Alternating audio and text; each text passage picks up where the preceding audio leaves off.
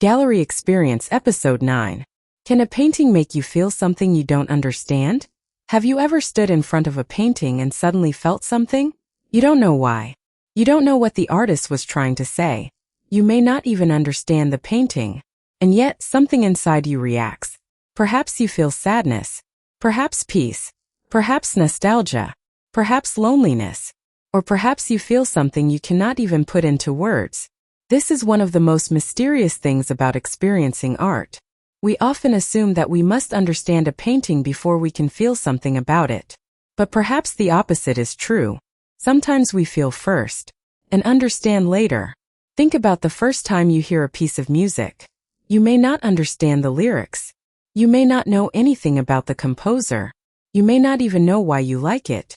But something happens inside you. Art can work in exactly the same way. A painting can reach us before our conscious mind has had time to explain it. Color can affect our mood. Light can create a sense of calm or tension. A face can remind us of someone. A particular landscape can bring back a memory. Even an empty room can make us feel lonely. And sometimes the emotional response is completely unexpected. You may walk into a gallery feeling perfectly happy. Then you see a painting of an empty chair. Suddenly, you remember someone who is no longer in your life. The painting didn't tell you to think about that person. It simply opened a door. And behind that door was a memory.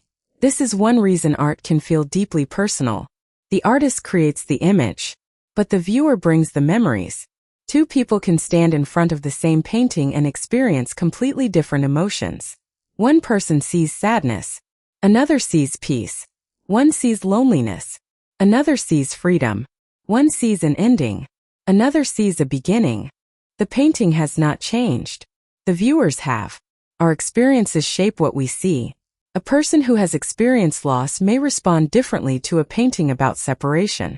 Someone who has experienced war may respond differently to an image of destruction. Someone who has spent their life near the ocean may respond differently to a painting of the sea. Our memories become part of the way we look. This is why there is no single emotional response that every viewer must have. Sometimes art historians can explain the historical meaning of an artwork. They can tell us when it was created, who created it, what was happening in the artist's life, what symbols appear in the painting, what artistic movement it belongs to. All of that information can be valuable, but it doesn't necessarily tell us how we are going to feel. And that is something the viewer has to discover.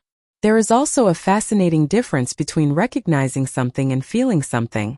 You might look at a painting and recognize a mother holding a child. You understand what is happening. But recognition doesn't necessarily create emotion. Then you see another painting. Perhaps the figures are barely recognizable. The colors are strange. The composition is unusual. And yet, you feel something powerful. Why? Because emotion doesn't always require explanation. Our brains respond to visual information very quickly. We notice expressions. We notice posture. We notice light and darkness. We notice distance between people. We notice whether a figure appears isolated or connected. We may respond emotionally before we can explain why. This is particularly powerful with portraits. A portrait can make us feel as though we are meeting someone who lived hundreds of years ago. We may never know that person's real personality. We may never know what they were thinking when the artist painted them. But we look at their face. And we begin imagining. Were they happy? Were they lonely? Were they afraid? Were they proud? Were they waiting for something? The painting gives us only a moment. Our imagination creates the rest. Sometimes the strongest emotional response comes from what is missing. An empty chair. An abandoned house. A road disappearing into the distance. A figure standing alone. A window with no one behind it. These images can create powerful feelings because they leave space for our imagination.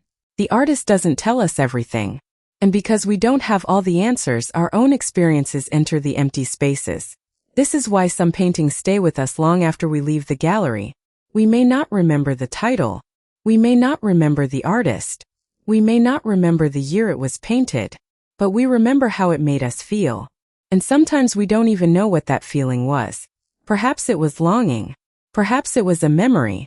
Perhaps it was a feeling about our own life that we hadn't consciously recognized. This is where art becomes more than decoration. A beautiful painting hanging on a wall can become a kind of emotional mirror. We look at the painting, but in some way we are also looking at ourselves. And perhaps this explains why one person can walk past a painting without noticing it, while another person stands there for 10 minutes. The artwork has touched something different in each person. So if you ever stand in front of a painting and feel something you cannot explain, don't immediately search for the correct interpretation. Don't assume that you are supposed to understand it. Stay with the feeling for a moment. Ask yourself what it reminds you of. Ask yourself what part of the image affected you. Was it the face, the color, the emptiness, the light, the gesture, or perhaps something you cannot identify? You don't always need an answer. Sometimes the feeling itself is the experience. And maybe that is one of the greatest gifts art can give us. It allows us to experience something before we have the words to explain it.